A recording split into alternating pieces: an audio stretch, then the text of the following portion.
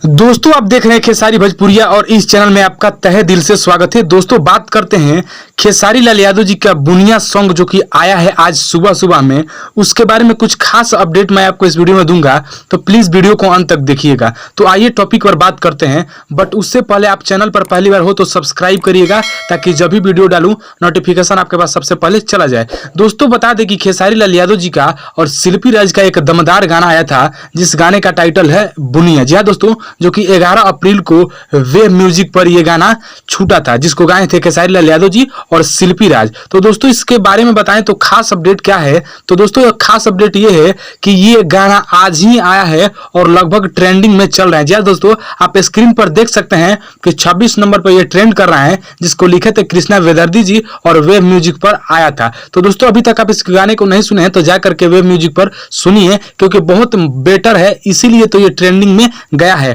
और खेसारी लाल यादव के फैन का दुलार प्यार है कि ये ट्रेंडिंग में गया है। तो अभी आप नहीं सुने तो जाकर के सुनिए और चैनल पर पहली बार हो तो सब्सक्राइब करिए। तब तक मिलते हैं किसी नेक्स्ट वीडियो में। जय हिंद, वंदे मातरम।